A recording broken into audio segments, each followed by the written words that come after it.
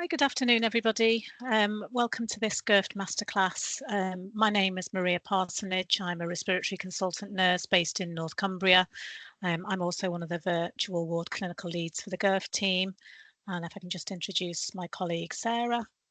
Good afternoon, everyone. I'm Sarah Mercer. I'm also one of the GIRFT clinical leads in the virtual ward programme, and clinically I work in Hampshire as a consultant practitioner for frailty in a step-up virtual ward. Yeah, good to see everyone. Thanks, Sarah. So what we're hoping to do in this session is discuss some point of care testing and also talk about a respiratory step-up virtual ward. So we're just going to move on to the aims and objectives slide. So that's the agenda for today. We're going to have some question and answer. There is a question and answer section that we would really like you to input some of your burning queries, thoughts, ideas, suggestions. So please do use that, and we'll keep an eye on that.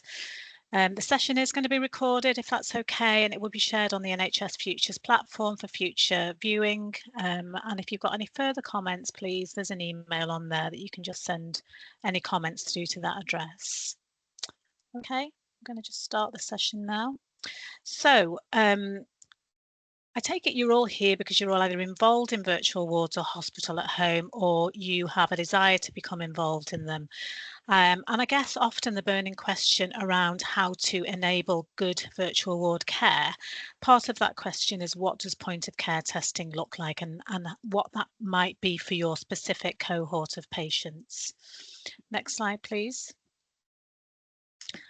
Just wanted to tell you a little bit about what we see as a virtual ward. And when we do the GIRFT peer reviews, what we're doing is we're auditing you against the criteria in the operational framework as what a virtual ward actually is. So it's important that we all understand that before we start. So we know it's an acute clinical service, and the patients have to have an acute level care need. They have to need care under a senior decision maker, so a consultant level senior decision maker, and they would otherwise be in hospital. It's suitable for lots of different conditions, but there are 3 core conditions that we're asking providers to try and focus on for their virtual wards. So that's respiratory illness, heart failure, and frailty syndromes.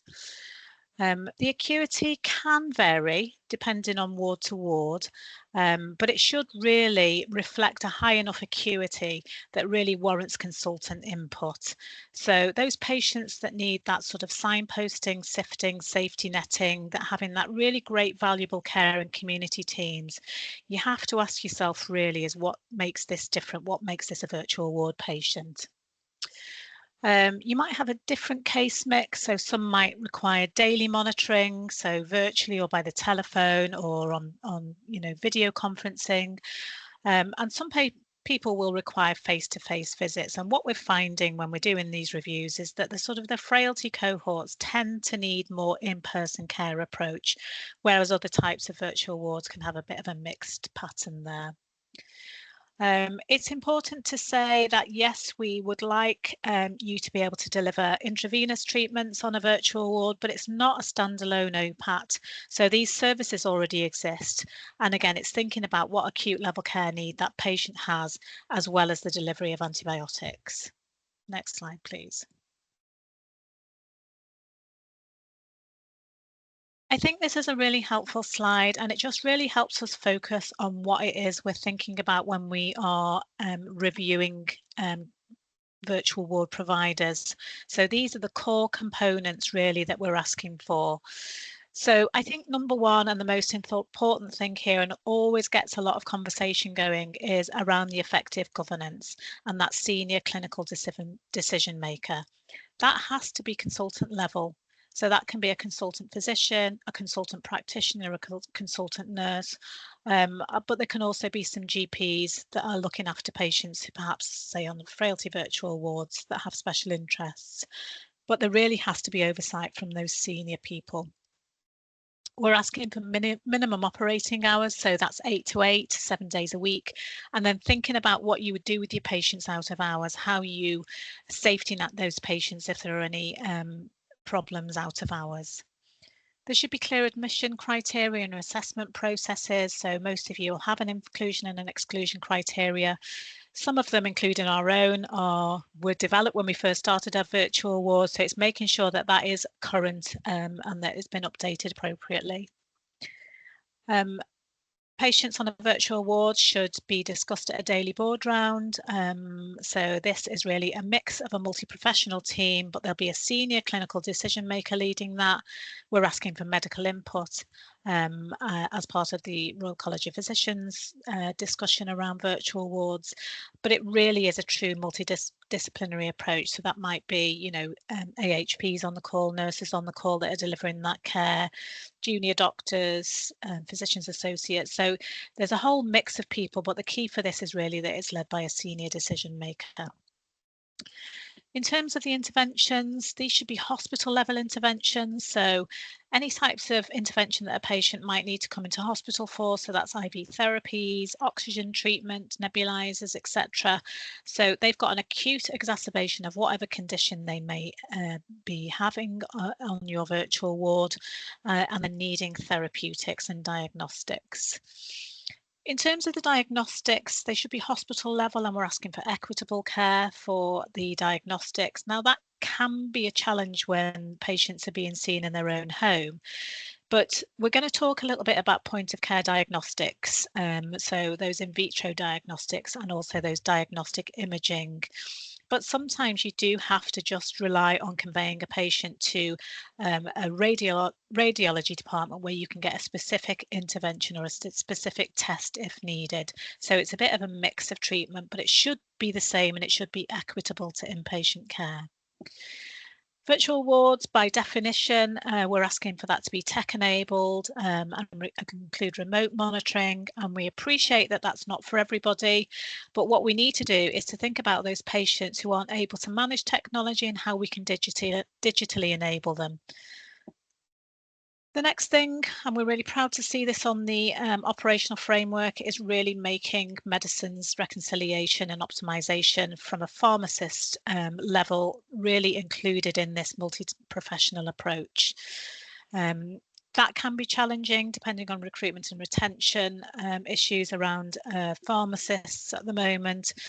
But it's thinking about how you might mitigate that. So how you might use hospital level pharmacists, how you might use ICB pharmacists or community pharmacists to work as part of that team.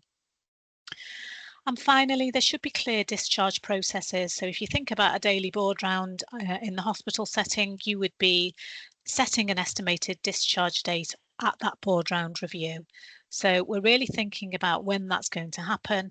And usually on a virtual ward, that will be within a 0 to 14-day length of stay.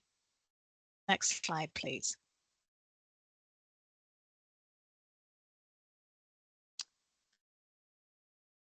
Okay, this is just a summary diagram, and I think, again, helpful for you guys to think about the who, the why, the what type of referral sources and what sort of key outcomes you would be expecting in both step up and step down virtual wards. And there will be a bit of overlap in this, but again, it's about that sort of key criteria for operating at a virtual ward level. Most wards tended to start from step down, so that's early supported discharge, but the direction of travel nationally now is to focus more on a step up process, and we'll talk a little bit about that a little bit further through when I get onto the section about respiratory step up virtual wards. Next slide, please.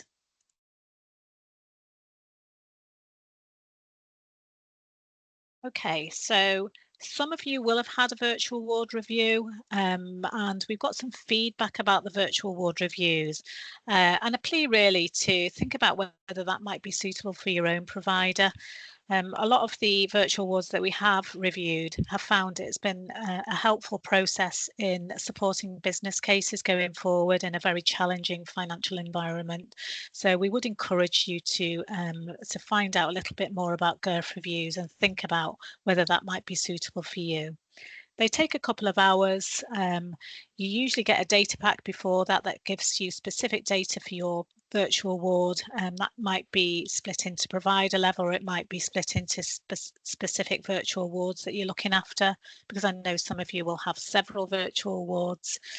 And we'll have an opportunity to look at your data from the SITREP. We'll have an opportunity to talk to you about your questionnaire, really get that sort of granular information from you as clinicians about what's happening on your virtual wards. And then most importantly, from my perspective, is thinking about that patient level input. What happened to the patients on the virtual ward? What interventions were required? What was the handover process for those patients? And, you know, were the patients and their carers satisfied with their treatment and care on the virtual ward? So if you'd like to take part in a GIRFT review, again, there is an email address on there. Please do think about doing that. Next slide, please.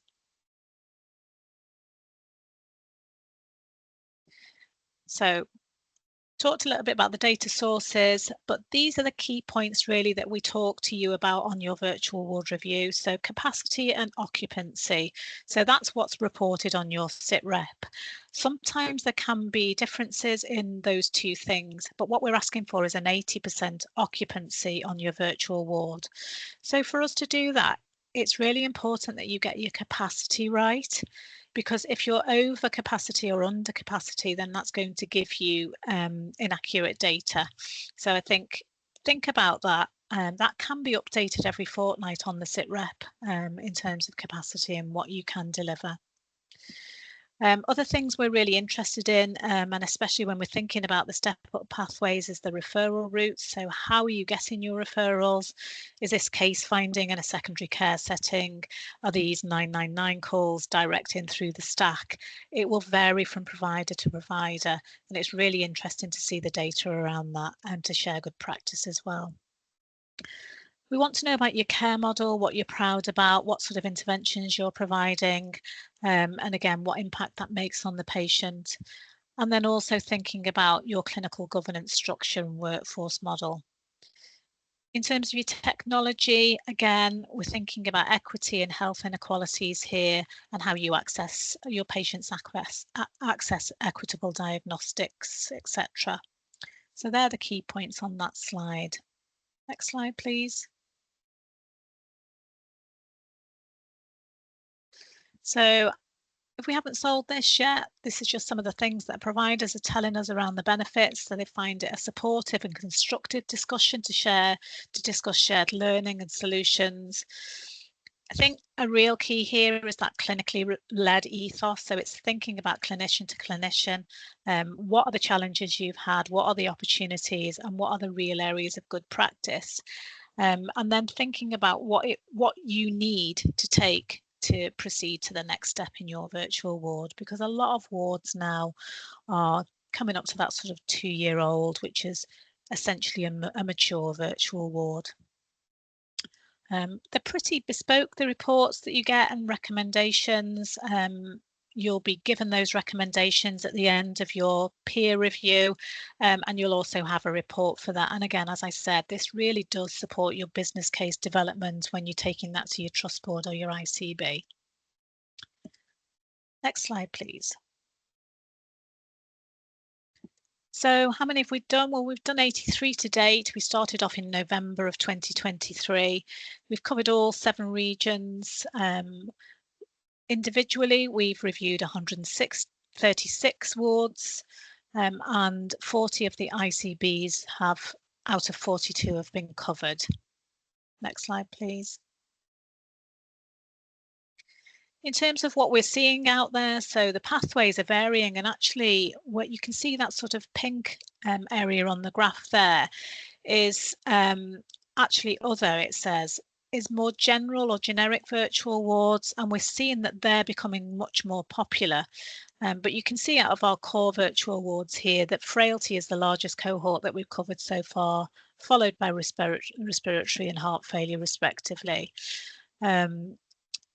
We've had some data around what type of wards they are, so whether they were step up or step down, and as you can see, predominantly step down at the moment, although that is changing. Always data is always an issue, so we always get other for data or not known, so we don't know what that exactly means, and we think it's probably around data quality in terms of input when we're accessing the SITREP. Next slide, please. So I'm going to move you on now to point of care testing as an enabler of Step Up virtual wards. Sarah's going to lead this part of the session, and hopefully we're going to have a bit of a therapeutic conversation around what we see as enablers to allow us to develop our Step Up virtual wards. Thanks, Sarah. Thanks, Maria.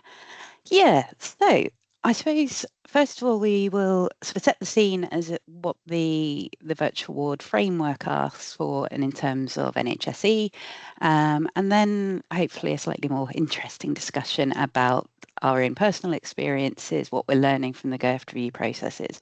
Please do add things into the Q&A. I know it's a Q&A, but if it's experiences, please pop them in, because I think that will fuel that discussion, and we'll either bring that into our discussion or circle back to it at the end. As Maria so lovely set the scene at the start, particularly that graphic about all the components of a virtual ward, we are kind of being quite reductionist today in talking about just one of point of care testing. So I don't want you to misunderstand that we think point of care is the be all and end all in virtual wards. It is very much just allowing a bit of a deep dive on it as one of your enablers. And when we complete reviews, we often talk about enablers to delivering good quality virtual wards. And it's about the things we have in our toolkit that really help us to meet the demands of the framework. So the point of care testing, it really fits into that ability to enable hospital level diagnostics. So we're not always looking for exact equals to hospitals. I know a lot of acute hospitals now do use point of care tests, and there's good reasons for that, for those kind of instant results. But sometimes we have to think what really works in virtual ward or hospital at home settings might look a little bit different. And I think point of care testing is sometimes a good example of that. So we are talking often the thing that we focus mostly on in terms of point of care, and that's because that's where most wards, that's the direction they've gone, is in your blood testing. There is a list of tests that are in the framework that are kind of you should consider these. Now, it's not a be all end all, you must have all of them. For full transparency, my ward uses CRP and the sort of kidney profile testing, and we have just got the COVID and flu swabs that we're getting up and running. Different wards will prioritise different measures. You know, Maria will probably have a very different perspective to me as to what the crucial tests are in respiratory versus frailty, and likewise heart failure and things like that. So, you know, our common tests, CRP, the U's and E's, see, we've got CRP down there twice, not sure why. You know, things like lots of respiratory services out there have been doing, you know, CBGs for years and years. This is not new to them, but perhaps bringing it all together into a wider suite of bloods is. Next slide, please. But then this is where we get into some of the more exciting, novel, and not quite so fully sort of established and embedded types of point of care testing yet, is actually thinking about, you know, more advanced diagnostics and replacing some of the imaging requirements. I mean, there are some areas that maybe have access to local diagnostic hubs, and that can be a really important way of achieving some of those hospital level tests. But actually, some areas are going much further, and we have reviewed wards that are very successfully using point of care ultrasound. Things like bladder scanning, 12 lead ECGs, they're not overly complex. They're easy to achieve in the community, and they can achieve an awful lot more in terms of your diagnostics and that kind of parity. You know, my experience working in frailty is that, yes, we can't do a CT head, but actually, if we're really working in a personalised way with older adults who have really good quality advanced care plans, that's not always going to be the thing that we need. You know, and it can be much more useful to have these easier to deliver tests that allow for the appropriate level of diagnostics. And then, of course, good relationships back with our acute providers when, you know, the things that generally can only be provided in hospital settings need to be done so. Next slide, please. So yeah, I suppose when I was thinking about this and enablers and barriers, it's both how point of care testing could be an enabler or potentially a barrier, but also, what are those specific enablers and barriers just to putting it in place. I think it's probably quite interesting that I'm the person here doing a talk on point of care testing. I think I remember when I started my GIRFT role, sitting down with Sheila Reardon, who's the national lead for virtual wards, and she was sort of quizzing me about my ward and what we did and understanding. She said, "Have you got point of care testing?" And I said, "Well, yes, we're just getting it, but gosh, it's a faff. And I'm not sure I believe in it because I just, I can get my bloods tested in the lab in 2 hours and I'd have the full panel. And surely that's better than just having a CRP and use an ease." And she was just like, rolled her eyes and said, "No, try it. You'll change your mind." And I did. And I frequently hear the same in GIRFT reviews and talk to people about my experience. So I like to think coming from being a slight skeptic is probably quite a good place for most things. You know, my worries were, I lead a service where we have lots of trainee advanced practitioners, and you spend a lot of time teaching and saying, don't treat the blood results, treat the whole person. And what have you found? And the idea to me of making it even more reductionist, of not even immediately having an FBC and just having a CRP, I was like, oh my gosh, everyone's going to be on antibiotics, whether they need it or not. Um, that didn't happen. And I think it has shown me that you can operate a little bit differently. So let's talk about things that enable point of care testing. So as I've just alluded to, you need that good level consultant oversight. And when we do GIRFT reviews, we're always talking about how the various components of virtual wards start feeding into each other. Point of care testing is exactly one of those. It's that somebody might be out there with a patient and have done an assessment and have got some values. It's then being able to talk those through and ask those deeper questions. And what does that mean? It's not being overly reliant on crude values, but thinking bigger picture. But it is having that immediate answer to some of your questions. I think the thing I first noticed when we put in point of care testing was we more confidently and safely stepped up our acuity level of the ward. So our previous model would perhaps be an ACP goes out and assesses somebody, they diagnose to the best of their ability with the information that they've got, perhaps start treatment, or perhaps take some bloods and wait for those results to finalize a treatment plan. What often would happen was, people will know this in the frailty world, CRP can surprise you. It can either someone presents quite well and it is through the roof, or they present not great, but it hasn't budged. Now, the latter case is just one of those things of frailty, and we know not to put too much weight on it and treat that person.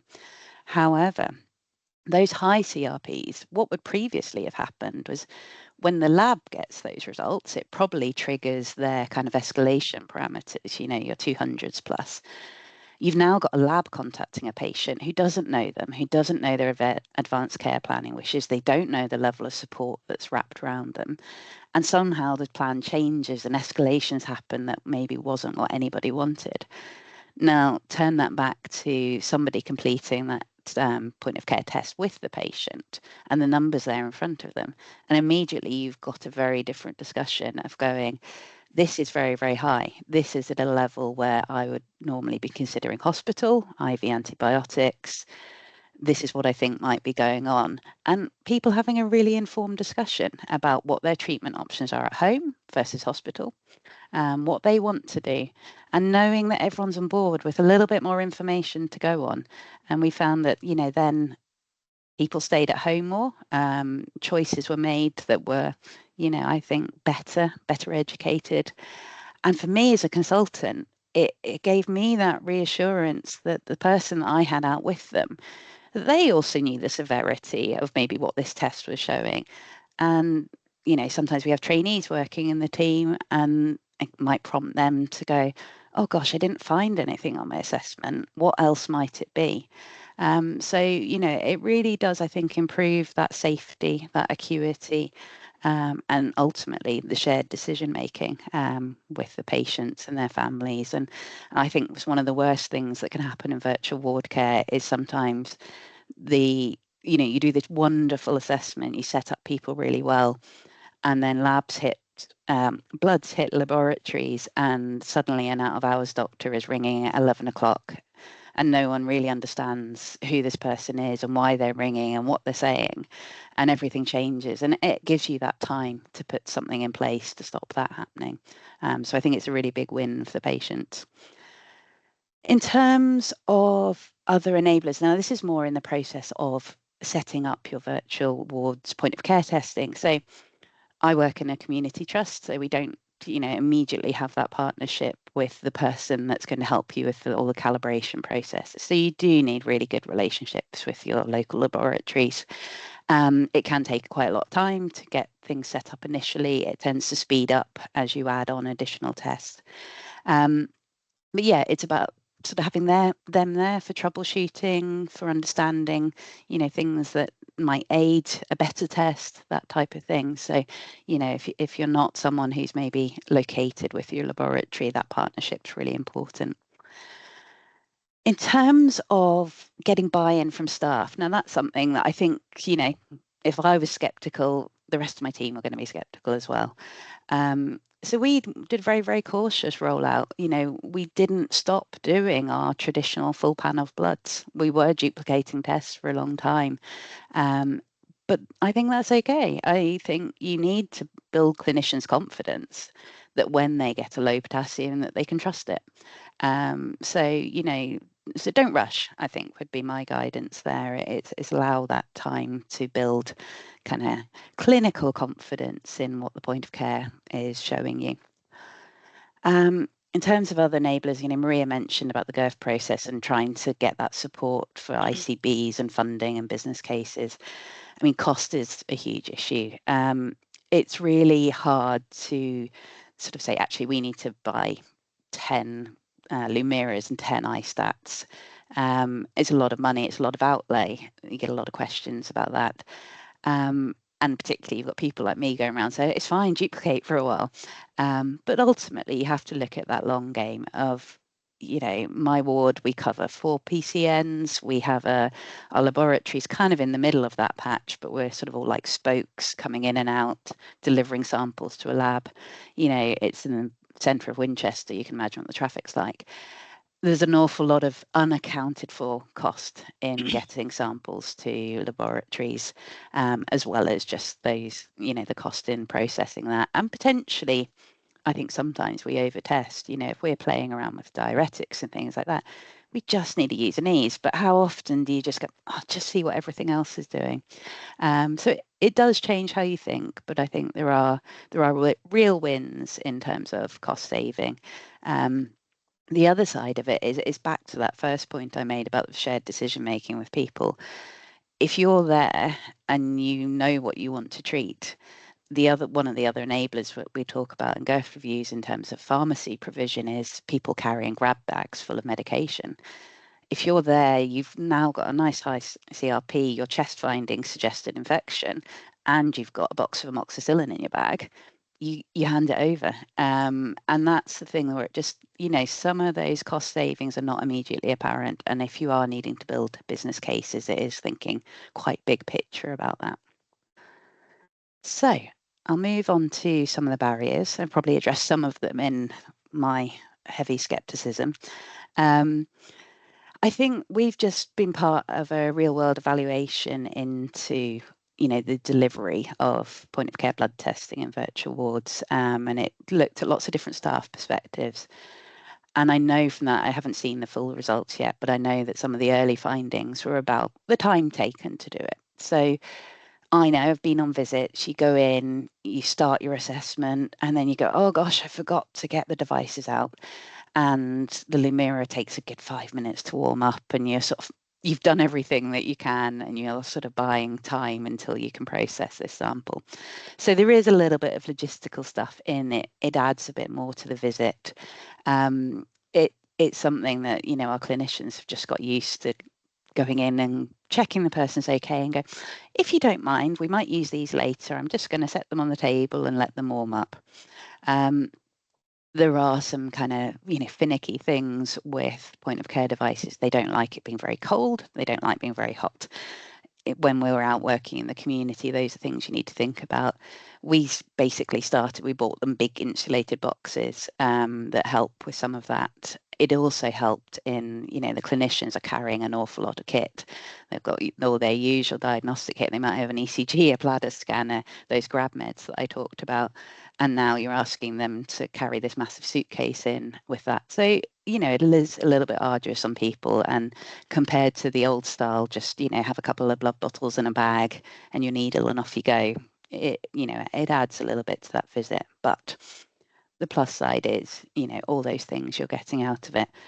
It is quite interesting. We use care opinion to get feedback, and it's often one of the things that's cited by patients that getting that instant blood test result was very reassuring. I think it adds a level of confidence of patients into the service that's been delivered. So it's all about that stuff of, having to, make a loop really to to our clinicians to, let them see the value of what they were doing. Yes, it makes that initial visit that a little bit longer, but ultimately much, much more complete. In terms of the barriers as well, like I said, the confidence, I still have people that I know will probably default to wanting to do a lab value.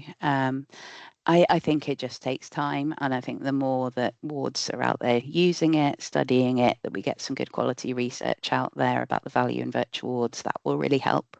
I'm just not a believer in forcing people to do things one way or another. So if they need time to come on board with it, then absolutely, that needs to be done. There is a bit of a mentality change, like I said, my own beliefs about well, I need lots of tests. I want to know everything. And there's still times, absolutely, we still use our lab very heavily. And partly that is because of the time that it takes sometimes to set up a new test. It can feel like the easier option. So, I think we all need that bit of messaging sometimes about why we're doing point of care and where it can go next. Cost is something, I mentioned it before, there is no denying that there is an initial outlay of these and there are ongoing consumable costs.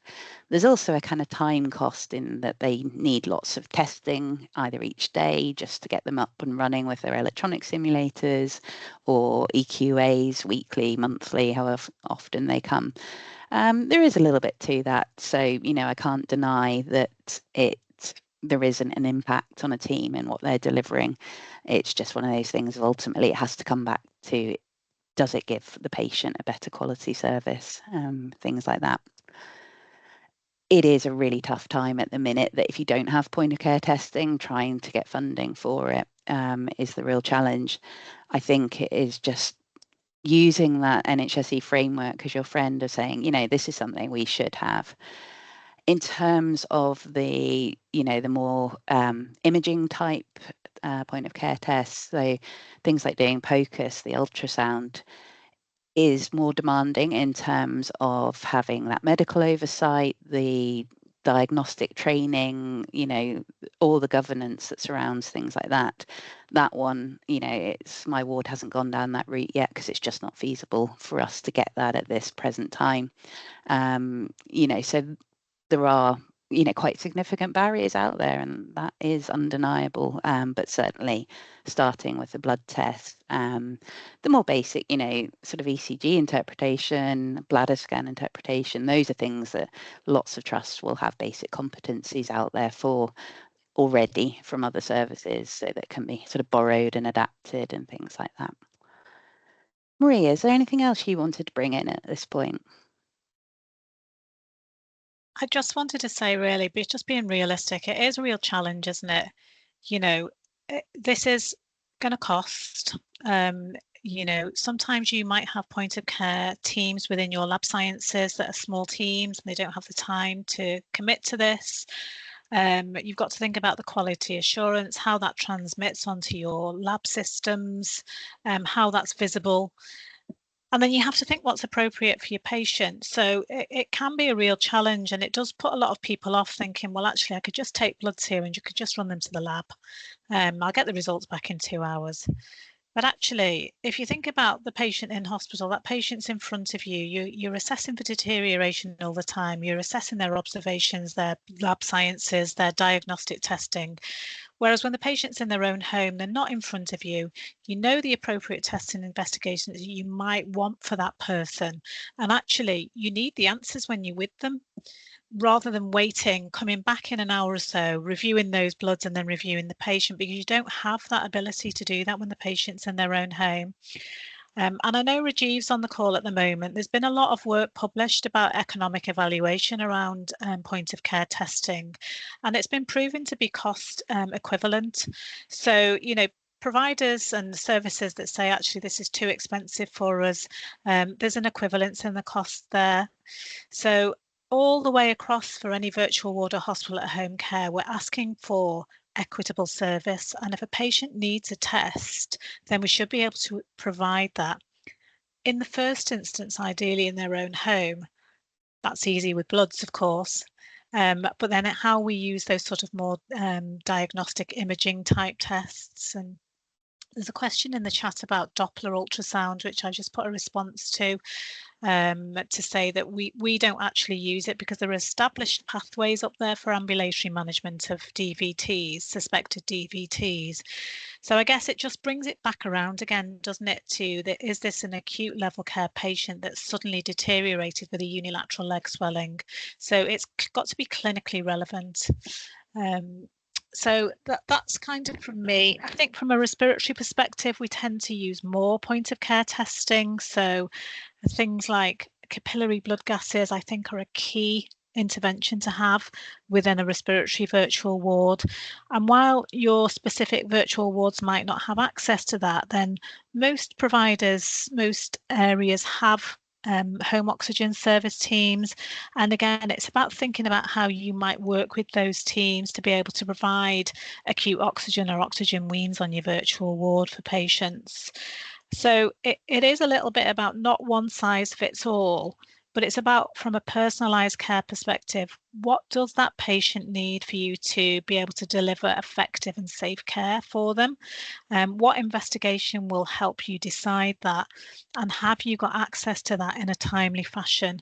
i.e., you do the test, you get that result at the bedside, or you arrange a direct to radiology test for a patient that you're going to get again in a rapid manner, in the same way that you would get if the patient was in hospital. So that's my take on it, really. So we know it can be challenging, but the value and the benefits for patients is amazing. Thanks, Maria. And yeah, I'll hand back to you for the remainder. Okay, so if there are any questions about point of care testing, please do put that up in the Q&A. We'd really like to hear about your examples of that as well. Any challenges you might have faced, or any opportunities and lessons learned, areas of good practice. So I'm going to talk to you for the last 10 minutes now about step-up virtual wards in practice and what that might look like. Now, first thing for me is the definition of an ARI virtual ward. So my preference is to call this an acute respiratory illness, because we know that patients with chronic lung disease might not have an infection on board, but they have an exacerbation of their chronic lung disease.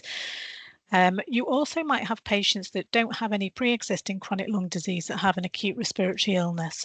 So it's about how you might manage or support those patients on the virtual ward. But what we do know is that COPD is the second most common cause of admission to hospital in the UK. And actually, this was really why the acute respiratory illness virtual wards was set up in the first place.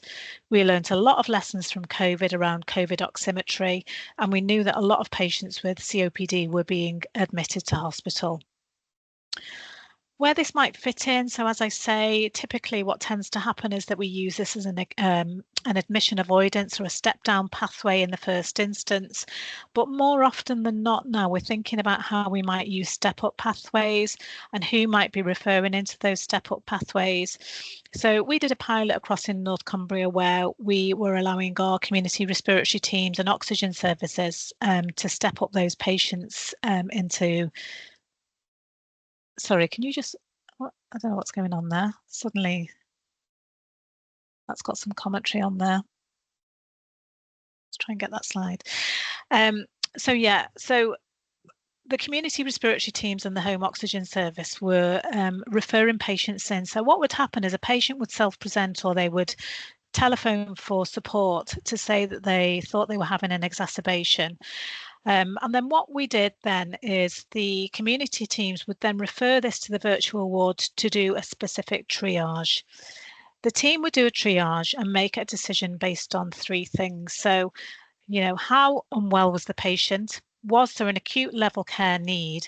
And did this need consultant oversight? And I think for the triage process, what we did is a bit like a red, amber, green process, where we decided on whether this was a patient that was too sick and needed to go into hospital. If it was a patient actually that didn't need virtual ward care, they just needed a bit of safety netting, a bit of signposting, and they could just be managed at home appropriately. And then there was that sweet spot in the middle, were those patients who had an acute level care need, but you felt that that management could be delivered on a virtual ward. So a bit like your Cat 2 patients, if you like, in an ambulance 999 call. So then what happened is, if they were triaged and felt to be appropriate for the virtual ward, then there would be a rapid response. So that would be within 2 hours where they could be assessed. Now, as a pilot, this happened in specific hours to start with. So, we got our calls coming through from 9 o'clock, but by 3 o'clock, we stopped accepting the step up patients until we really learnt lessons and evaluated this service. And, as with every pilot, you find the good and the bad in it, don't you? And some of the comments for the Step Up virtual wards from our consultant colleagues is they were worried about prognostication. They were worried about their risk. If you think about COPD, we in a hospital setting, we would calculate a DCAP or another prognostication score to decide whether they would be suitable for home care or not. So again, it's about thinking about what diagnostics you might need as a step-up patient to be able to inform that decision. And if you think about these patients coming into hospital, most of the key investigations that you're going to ask for are bloods, to check for their inflammatory markers, to check their renal profile. You might want a gas, you might not want a gas. It depends on the type of patient that you're being asked to admit, if there's a risk of decompensated respiratory failure, etc. And then things like an ECG. So could this be a cardiac cause of breathlessness or deterioration? And then a chest x-ray. And it's how you access those things, and that really fits in nicely with what Sarah's been saying about the point of care testing, because if you do want to step up patients from the community, you want to be assured that you're not missing something more serious or something that needs either hospital review or another test and investigation. So I'm just going to move on to the next slide, which just shows you a little bit of an example of the pathway that we use over in North Cumbria. Again, you have to have consultant confidence in these. Oh, actually, no, I'm not going to move on to that bit yet. I'm going to talk to you about what successful ARI wards look like. So it does fit in with the framework. So then they're led by a named physician. And for me, this has to be a respiratory specialist. And if they're not leading that virtual ward, you have to have access to specialist advice and guidance, because, these can be complex patients, they can deteriorate quite rapidly. And you need to make sure that you've got that confidence in what the care you're delivering and the treatment you're delivering is appropriate for that person. Thinking about oversight from infection and prevention control teams. So again, if we think about point of care testing, CRP pathways are very helpful here to decide on whether we would or wouldn't give antimicrobials, alongside that sort of clinical assessment as well. And then also thinking about that multi-professional approach. So it's really thinking about access to therapists, physiotherapists, other specialities, other therapists, etc. So for me, they're the key enablers. It's really interesting and not uncommon to find that patients at the moment have very multi-morbid states. So there's a lot of frailty and respiratory overlap. We tend to find that happens a lot in our virtual ward.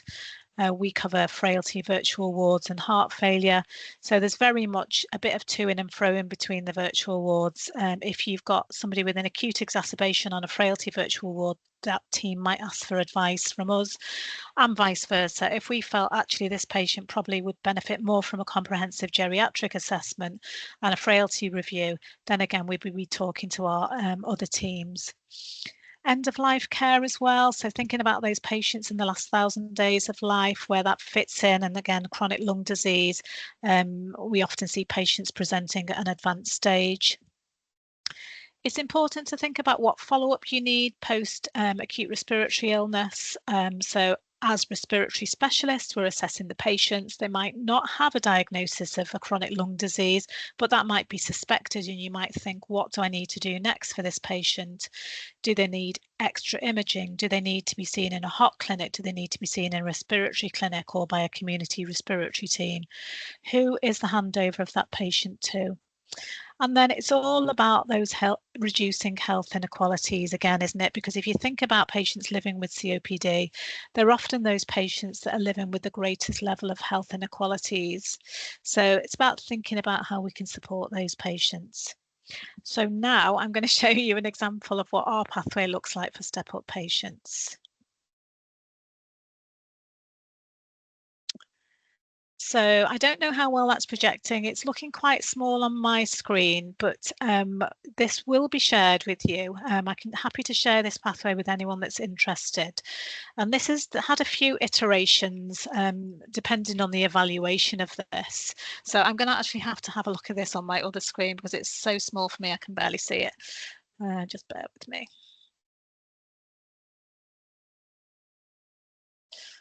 Yeah, okay, so at the top of the slide here, what you can see is that patient that presents with an acute respiratory illness. So we're thinking about stepping those patients up either directly from the community or via an SDEC or an A&E department.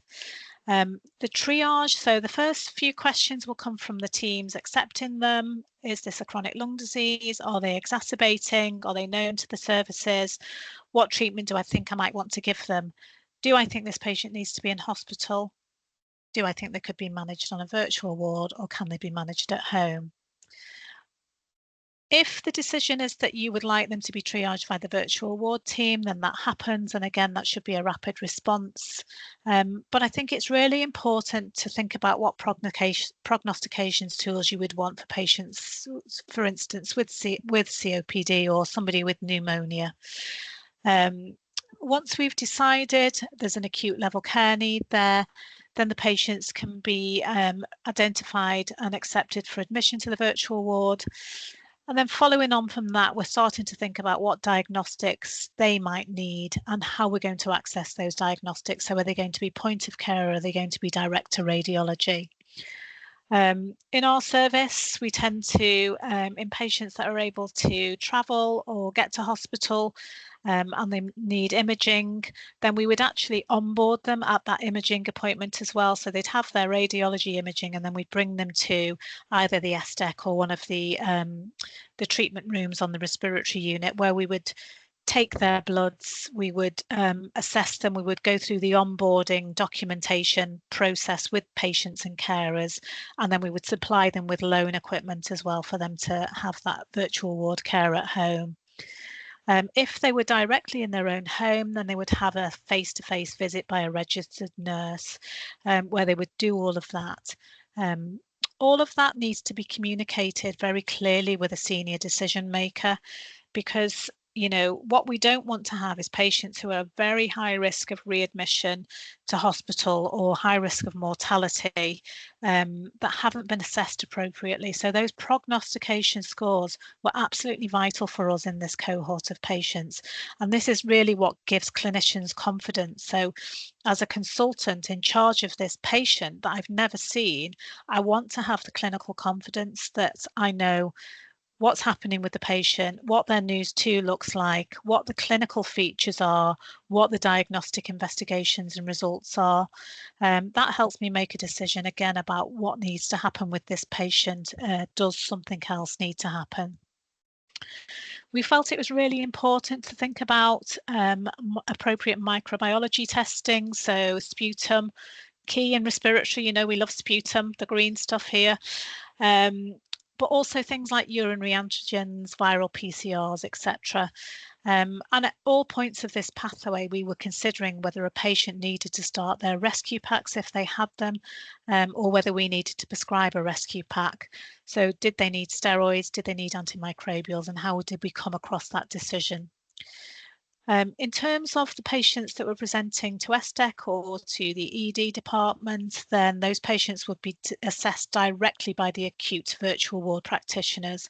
So there'd be a bit of case finding. So these teams would go down there and have a look, what was there, what was coming up on the bedboard. But also there are different types of referral processes. So electronic referrals, telephone referrals, very often patients that have been on the virtual ward before self-refer as well. So there are lots of different referral routes. And for me, this kind of process is safe, it's effective, it's senior clinical decision maker led, and it gives the practitioners the tools to be able to assess those patients appropriate and see whether they would be suitable for virtual ward care. For us, what was a really big win for virtual wards, respiratory virtual wards, was linking with the oxygen services. So initially the two teams were the same team. So this was brilliant for us because we had the point of care testing there for the capillary blood gases. We had those links that we could hand over the patients if they weren't weanable from their acute oxygen.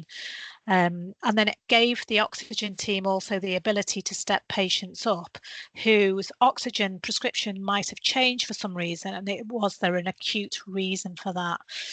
So I think there are ways of providing effective pathways for step-up respiratory virtual wards, but I think on the next slide I would just say make sure you're prognosticating these patients. So there's just a couple of examples on the next slide here. So let me just get rid of my slides there, just bear with me. So these are the types of prognostication tools that we use, and we know that DCAP is usually an in-hospital mortality score, but actually we still use it for these type of patients because it's new ways of thinking, isn't it? These would ordinarily be in hospital. What is their DCAF score? And that's their risk of deterioration. And you can just see a graph on the side there that just tells us what we would be looking at. And there's a couple of papers of interest there around predicting mortality in acute exacerbations of COPD. If anyone's got a DCAF score of greater than 1, so 1 to 2, 2 to 3, they are really at high risk and they need to be managed in the hospital setting. But those lower risk patients, so 0 to 1, are a great cohort of patients to think about for your virtual ward. The next prognostication tool that we use on the next slide is called a Pearl score. Again, there's a reference for that, hopefully. Yeah, and again, this just looks at the 90-day readmission risk or death in patients with exacerbations of COPD.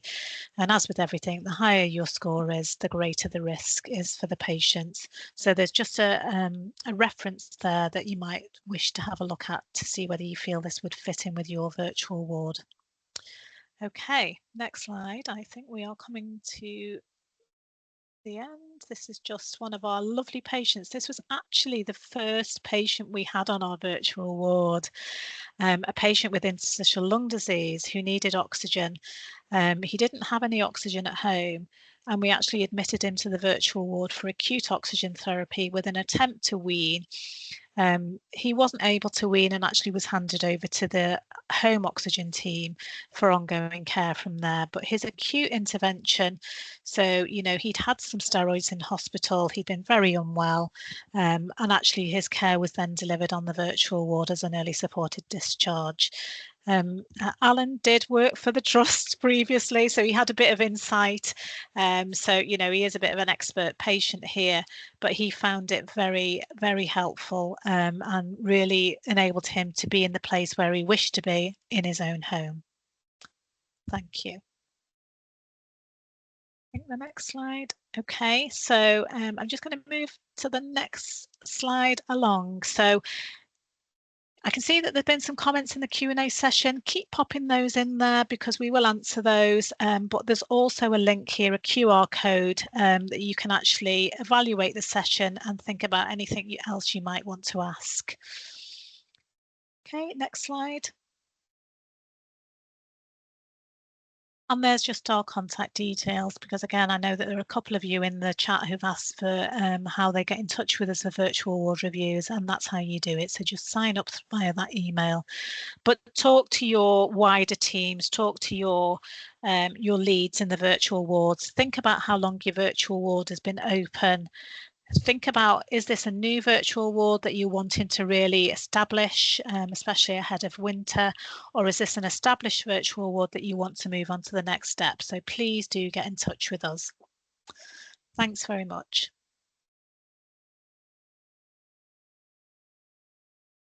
Anything from anybody else? If we're all happy, then I think we're going to give you 5 minutes back for your lunch break. And thanks so much for joining us. Bye-bye.